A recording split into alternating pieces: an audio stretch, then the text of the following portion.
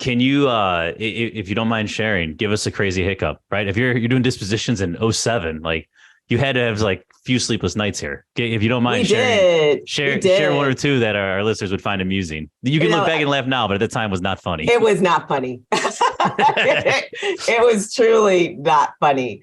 I was really in the position of trying to get some transactions done in Manhattan toward the end of 2007, beginning of 2008, and we had the Lehman Brothers hiccup in the middle of a transaction where suddenly it's like, I'm sorry, what happened to Lehman Brothers?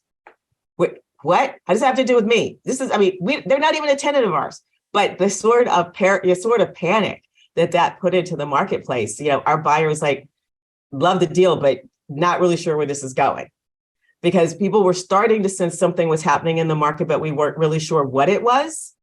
And the Lehman Brothers blow up was one of those like, wow, we need to pay attention to this. What does this mean?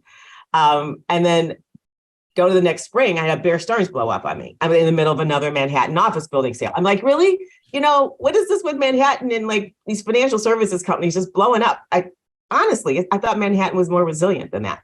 And we proved that was just really telling us that we were in the midst of, a storm that nobody was really expecting. And you had to sit back and go, so what does that mean? Should we try to continue down our path of our very, consistent discipline of dispositions, which on a scale of a portfolio that Prudential was managing at the time, we would regularly sell, three to $5 billion worth of real estate a year, because that's just the discipline of the portfolio strategy. When you see that that's not going to happen, you are kind of forced to sit back on your heels and go, what is that telling us? How are we going to accomplish our goals in the middle of what appears to be a financial meltdown? The conversations were pretty wild and crazy, but you wound up just having to revisit kind of your intent.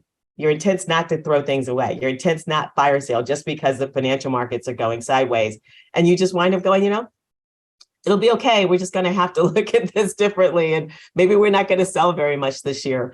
But when a buyer calls you and says, like your deal, but I don't know what this means, and so my investment committee is going, I can't do this. You kind of go, okay, fine. And if they're not going to do it, nobody else is either for the time being. So you just wind up having to wait. And that's okay. Patience is a good thing in this market.